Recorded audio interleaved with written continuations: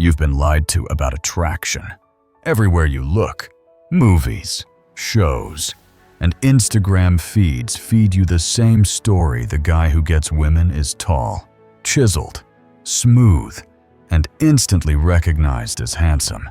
And because you don't see yourself in that picture, you've convinced yourself you're just average, maybe even below average.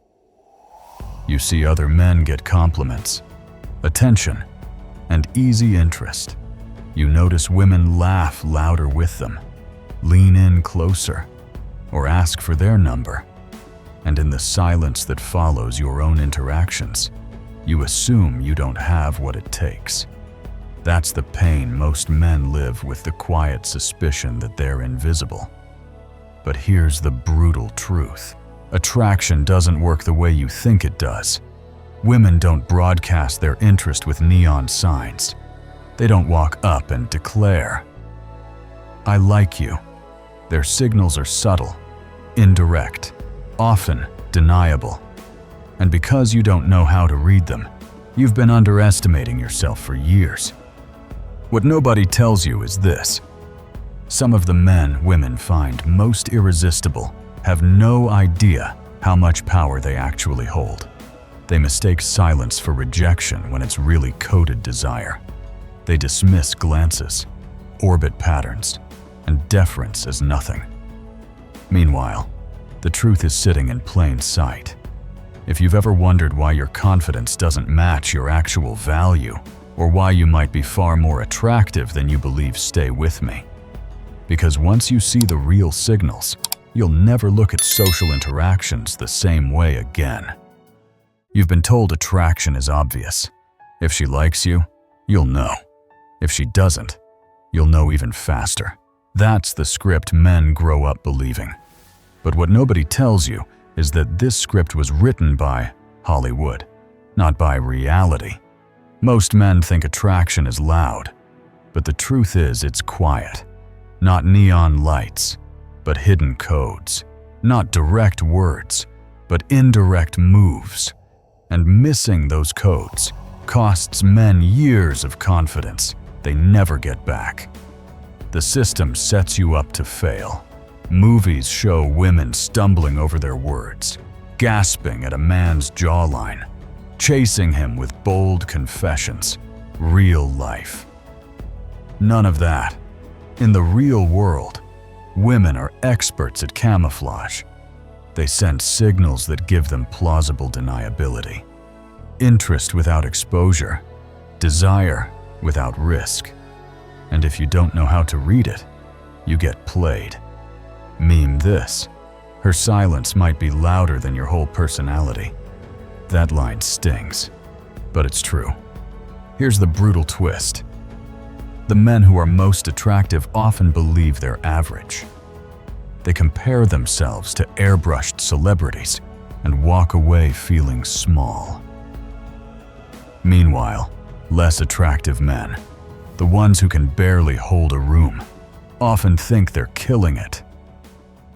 The result: the most desirable men underestimate themselves, while the least desirable overestimate. That's not an accident. That's the scam. The dating marketplace profits when you don't know your value. Women run instant calculations. Within seconds, she's processed your posture, grooming, energy, symmetry, and social weight. You didn't even say a word. Yet she's already decided if she wants to orbit closer or retreat. And here's the kicker: she may feel drawn to you before she even knows why. But instead of moving toward you directly, she hides it. Why psychologists call it the approach avoidance conflict. She wants to lean in, but she fears exposure. She wants you, but she doesn't want to look like she wants you. And this conflict creates the exact signals most men overlook. So ask yourself this: how many moments in your life were actually green lights in disguise? How many times did you walk away thinking nothing happened, when in fact everything happened? The answer might piss you off. And it should. Because once you see the signals, you'll realize you've been rich in options while living like you're broke. The question is, can you spot the first signs when they happen in real time? That's where we go next. Let's start with the eyes, because they betray what the mouth will never say. Most men think eye contact is simple if she stares. She likes you. If she doesn't, she's not interested. The truth is far sharper. Attraction isn't the stare. It's the linger and retreat.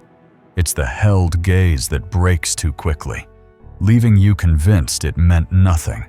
What nobody tells you is this: the exit is the signal. When she looks away too fast, it's not rejection, it's protection. And it doesn't stop at one look. The real sign is repetition. You'll notice the same glance resurfacing across the night. She accidentally scans the room, and there you are again, in her line of sight. Mimi line. If she finds you twice, she already found you once on purpose. Not once, but twice.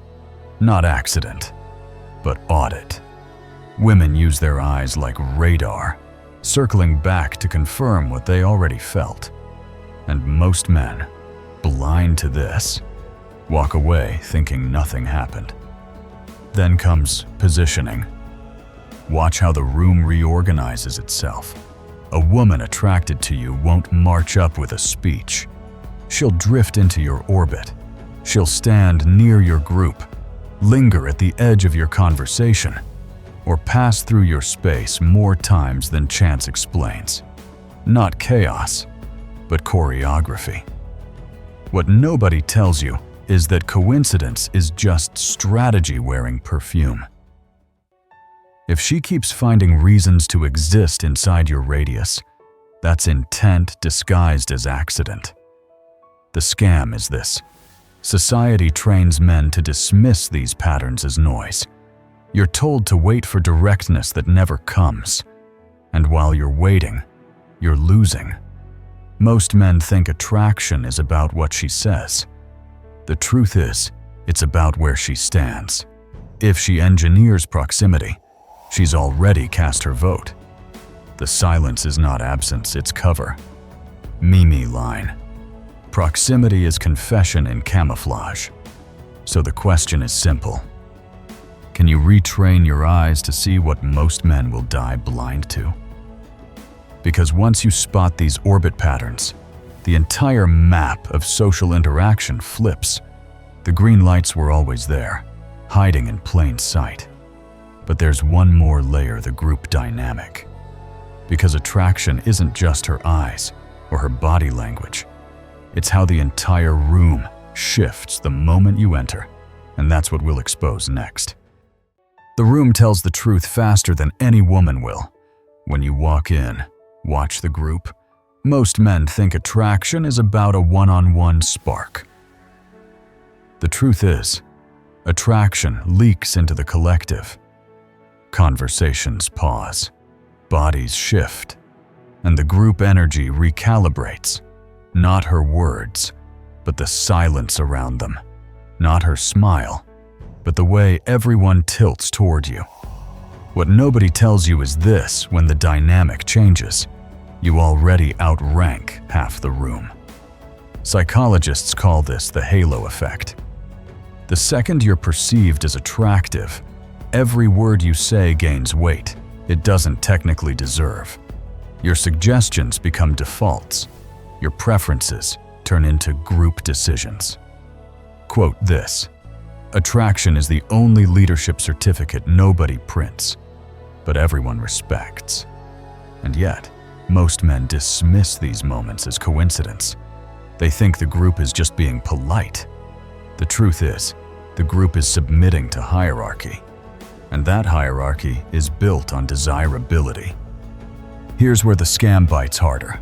You were trained to think influence is earned only through achievement, career, wealth, accolades. But in real social physics, desirability hacks the process. You walk in, and the room reorders itself. and suddenly people wait for your input. That's not fair. That's not logical. But that's how it works. Society won't admit this because it breaks the narrative of work hard. Be noticed. The reality. Attraction itself is capital. And if you can't read that capital, you'll never spend it. And notice this: women don't just react, they synchronize. Her body copies your lean. Her hands echo your movements. Her speech slows to your rhythm. Not mimicry, but entrainment. Not accident, but attunement. Meme line. When her nervous system starts plagiarizing yours, the essay is already finished. Most men think communication is words. The truth is, bodies talk louder. Miss that channel, and you miss the entire conversation. So here's the question that should haunt you if the whole room tilts when you move. Why do you still believe you're average? How many years have you underestimated the leverage you already carry? The real danger isn't that you lack attractiveness. The real danger is that you have it, and you're not using it. And if that doesn't piss you off yet, wait until you see how other men's reactions expose your real rank. That's where we go next. If you want the rawest indicator of your attractiveness, stop watching women and start watching men. Most men think competition only shows up in sports or business. The truth is, male rivalry ignites the moment you enter a room. What nobody tells you is that other men expose your value faster than any woman will. Their reactions are the mirror you've been ignoring. High-value men show respect. They listen when you speak. They include you instead of excluding. And they treat you like an equal or even a superior. Not rivalry, but recognition. They'd rather align with you than go against you. But the opposite is just as revealing. When men feel threatened, the mask slips. They start copying your grooming, echoing your style, or mimicking your tone. Most men think imitation is flattery, but the truth is it's survival. Copying is a confession of inferiority. Then you'll notice the escalation. Some men suddenly get louder, more animated, or desperate for attention the second you enter. They try to one-up your stories, outshine your presence, or dominate the conversation. Meme line. When his volume doubles, your value just got confirmed. That's not coincidence, it's defense. A man only scrambles when he senses a threat to his status. And if you weren't attractive, there would be no reason to scramble at all. The ugliest move comes next: sabotage. Watch for men who cut you off, dismiss your input, or steer conversations away from you. Not confidence, but insecurity weaponized. What nobody tells you is this exclusion is just jealousy with a new outfit. Men only block access when they know you have leverage. And every time it happens, it proves the system at play. Romance is not neutral. It's structured, competitive, and predatory. And if you ignore these signals, you're walking blind in a market that already priced you higher than you think. So ask yourself how many men have tried to silence you, overshadow you, or quietly copy you. Did you ever stop to realize those moves are proof you're the gravitational force in the room? Because here's the paradox: the louder the resistance, the stronger the confirmation. But if male competition reveals your rank, what does female jealousy reveal? That's the layer we're about to tear open next. If male competition exposes your rank among men, female jealousy exposes your rank among women. Most men think jealousy only happens when you're already in a relationship. The truth is that it erupts even when you owe her nothing. What nobody tells you is this territorial behavior doesn't wait for commitment. It shows up the moment she decides you're valuable enough to fight for. And if you've ever seen women subtly block other women from your attention, you've already witnessed it. Territoriality rarely looks loud. It's not screaming or confrontation, but quiet monopolization. She grips your arm in conversation. She leans in too close. She interrupts when another woman tries to speak to you. Not affection, but defense. Meme line. If she guards you like property she doesn't own, you've already been claimed. Most men mistake this for normal friendliness. The truth is that it's competitive positioning. She wants the advantage before you even realize you're the prize. And then bombs the projection of status. People assume things about you without evidence. They decide you must have options. They assume you have a successful career, strong connections, or a hidden roster of admirers. Not proof, but projection. What nobody tells you is that society builds a myth around attractive men before they open their mouths. And that myth changes how women respond. She's not just drawn to you. She's drawn to the story her brain writes about you. This is where the scam deepens. Romance sells you the fantasy that attraction is pure emotion, untouched by social math. But the reality is brutal attraction is a marketplace where perception is currency. Women don't just see you, they calculate you. And once they believe you're high value, they act differently. Some fight to hold your attention. Some test your boundaries. And others circle in jealousy even if they barely know your name. Most men think they're invisible. The truth is they're being watched more closely than they realize. So here's the real question. If women are competing for position before you even speak, what does that say about the leverage you've been ignoring? And if the market already prices you high, why are you still acting like a discount? The next layer is even darker, because once you accept this marketplace logic, you'll see how easily the system rigs men into giving away their value for free. And that's what we'll uncover next. The cruelest trick the system plays on men is called baseline adjustment. You get treated better than average. But because it happens consistently, it stops feeling special. Most men think respect or attention is just normal courtesy. The truth is, it's above average treatment disguised as routine. What nobody tells you is that you've been living in privilege without realizing it. And because you're blind to it, you keep undervaluing yourself. Attractive men fall into the trap of constant comparison. They don't measure themselves against the average man, they measure against the impossible standard of celebrities, models, and ultra-elites. Not fair comparison, but sabotage. Not reality, but illusion. The scam works because media sells you a fantasy benchmark, then laughs while you convince yourself you don't measure up. And all the while, women are already choosing you over the crowd. Ironically, less attractive men often feel more confident because they grade themselves against weaker standards. They get 1 ounce of attention and believe they're kings. Meanwhile, men with real leverage walk around like ghosts, doubting their own power. Me line. The most dangerous men in the room are the ones who don't even know they're dangerous. And yet, that's exactly where many of you stand.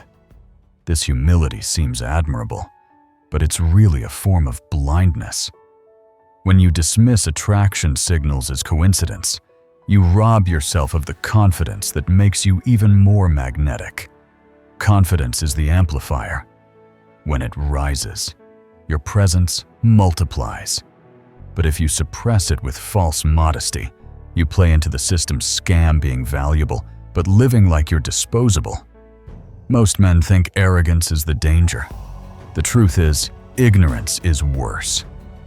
So here's the loop. Traction gives you signals. You miss them. Your confidence stays low. Women read your low confidence. and your appeal never fully cashes out. That's how the system drains men of their natural leverage. And unless you break the loop, you'll keep mistaking wealth for debt, value for emptiness. The scam works because you never realize you've been rich all along. So the question is this: how do you recalibrate? How do you train yourself to recognize your real impact without slipping into arrogance? The answer lies in conscious observation and experimentation, the exact tools that flip perception into undeniable proof. And that's where we go next. The only way to break the blindness is conscious awareness. Most men think attraction is something you either feel or don't. The truth is that it's measurable, testable, and observable if you know what to look for. What nobody tells you is that signals are not one-off accidents, they're patterns. And patterns don't lie. The system counts on you treating them as random, so you never realize how consistent they actually are. You need to run audits, not fantasies. Notice how often women place themselves in your orbit. Notice if conversations pause when you speak. Notice if men grow louder or quieter the moment you join. Not imagination, but replication. Meme line, if it happens 3 times, it's not magic, it's math. The moment you start tracking signals like data, you'll see a story forming that's bigger than chance. And here's the next level experiment. Attend 2 similar events with 2 different versions of yourself. One night, you stay reserved, low energy. Another night, you raise your posture, slow your voice, expand your presence. Watch how the signals change. Most men think confidence is abstract. The truth is, confidence is a variable you can dial like a knob, and the social feedback proves it instantly. The scam works because men never test. They live reactive lives, waiting for women to deliver direct clarity. But women won't. They can't. Their entire psychology runs on deniable signals. That's why experimentation matters. It exposes the attraction hiding in plain sight. Me punchline. She'll never send you a text saying she wants you, but she'll orbit you like a satellite until you notice. So here's the challenge. Can you start treating social life like a lab instead of a lottery? Because once you do, you'll realize you're not losing as much as you thought. You're ignoring wins that already happened. And the more you collect evidence, the more your confidence recalibrates to match reality. Not arrogance, but accuracy. Not ego, but proof. Now imagine this: once you recognize your leverage, you stop settling, you stop chasing scraps, you start moving strategically, like someone who finally knows their real market price. But here's the catch: if you don't balance confidence with humility, you'll destroy the very advantage you're trying to cash in. And that's where we go next. Confidence is lethal when it's accurate, but toxic when it's inflated. Most men think arrogance is just high self-esteem. The truth is, arrogance is insecurity wearing armor. What nobody tells you is that arrogance doesn't signal strength, it signals fragility. And women read that instantly.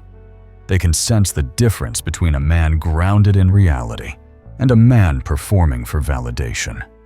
Not power, but panic. Not composure, but compensation. This is why humility matters, but not the fake humility that keeps you small. Real humility is awareness. It's knowing your impact without needing to brag. It's being respected without begging for recognition. Meme line arrogance screams. Confidence doesn't need a microphone. Women are drawn to men who project certainty without the need to crush others. That balance is magnetic because it's so rare. Most men think confidence means acting bigger than they are. The truth is, confidence means acting exactly as big as they are, no more, no less. If you underestimate yourself, you bleed opportunities. If you overestimate yourself, you repel them. The sweet spot is calibration, accurate self-awareness.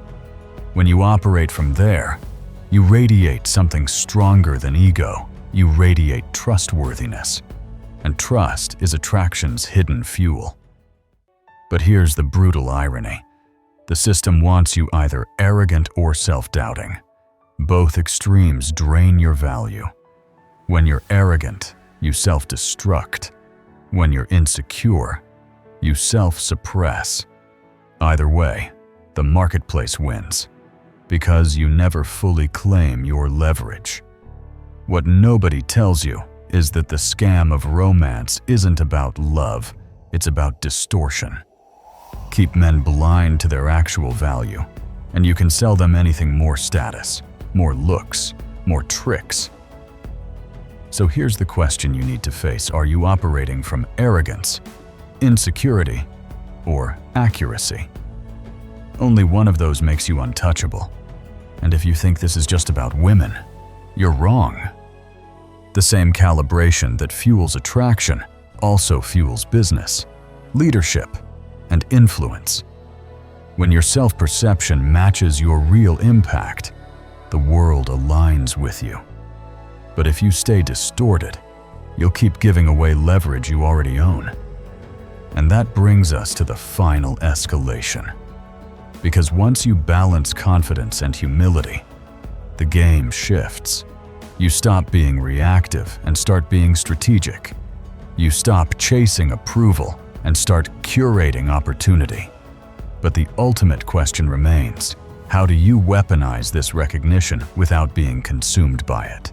That's the layer we'll uncover next. Attraction is not static, it's compounding. Most men think once you're attractive, the job is done. The truth is that stagnation rots value faster than rejection ever could.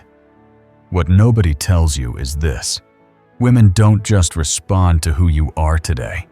They respond to who you're becoming tomorrow. Not fixed status, but trajectory. Not comfort, but momentum. If you stop growing, you stop glowing. Think about it. Men who peak early and coast become invisible by 30. Meanwhile, men who keep developing physically, financially, emotionally get sharper with age. Meme line: pretty boys fade, but dangerous men mature like compound interest. Attraction isn't a trophy you win once. It's a stock that rises or collapses depending on how you manage it. This is why continuous growth is non-negotiable. Improve your body, but don't stop there. Build emotional intelligence, communication skills, financial stability, and social dominance. Most men think muscles alone make them magnetic. The truth is, muscles without depth are decoration. Muscles with mastery are power. The same applies to money, career, and networks. Without self-awareness, they become shallow flexes. With calibration, they become irresistible assets. But here's the scam: the system sells men. Shortcut style hacks, status symbols, quick tricks, all designed to keep you buying instead of building. What nobody tells you is that true attraction isn't purchased, it's compounded. The man who invests in growth creates multi-dimensional appeal: physical, intellectual, social, and emotional. And that blend is something no gimmick can fake. So here's the challenge. Ask yourself if you're still leveling up, or if you quietly retired at 25. Are you evolving, or are you recycling the same weak patterns year after year? Because stagnation doesn't just cost you women, it costs you respect, influence, and options. Growth is the only insurance policy against irrelevance. And that sets up the final pivot.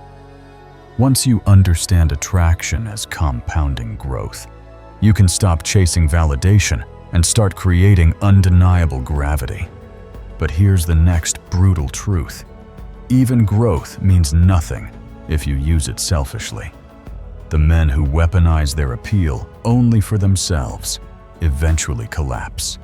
The men who use it to elevate others, they become unforgettable. And that's where we go next.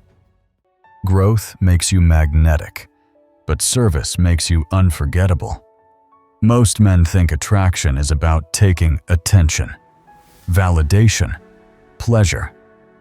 The truth is that long-term appeal is about giving, not giving resources blindly, but giving value consciously. What nobody tells you is that women remember less of what you look like and more of how they felt around you.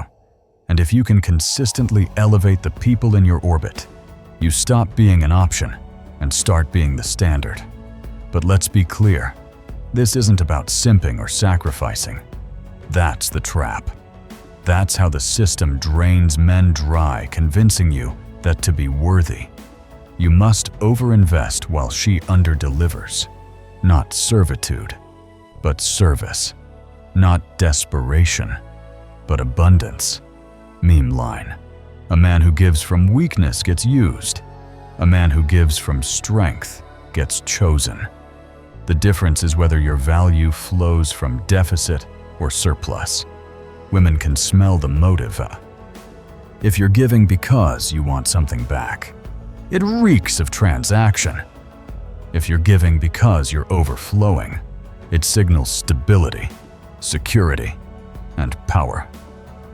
Most men think women are impressed by gifts. The truth is they're impressed by presence.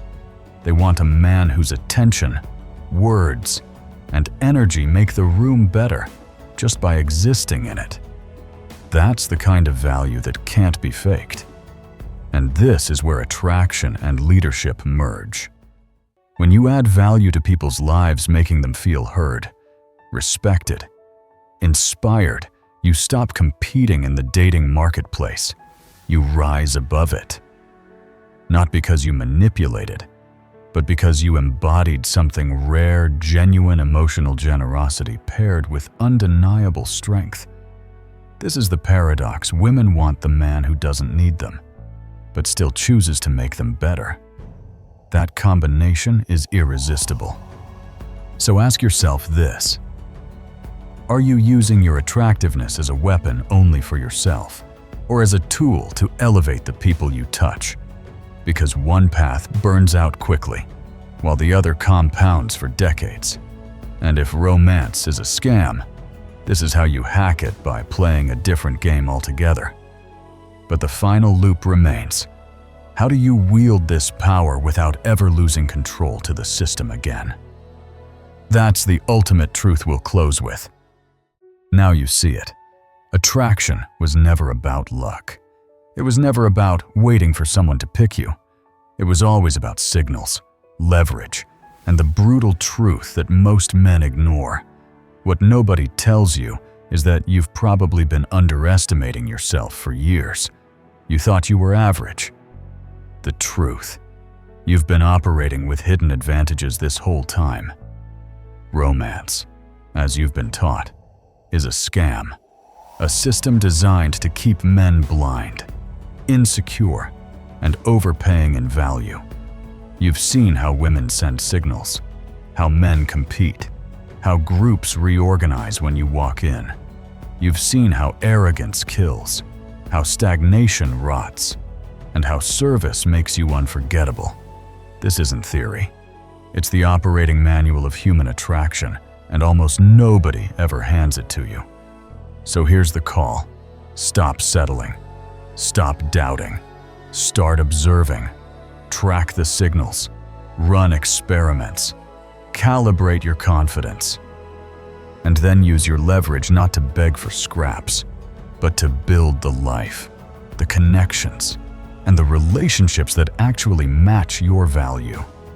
If this opened your eyes, don't just click away. Share it. Send it to a man who's still living blind, still chasing validation he doesn't need. Because the more of us who see the scam, the harder it becomes for the system to keep draining us. This is not about arrogance. It's about awareness. And once you understand your real impact, everything changes: your confidence, your choices, and your results. The question now is simple. Will you keep living like you're broke, or finally start spending the value you already have?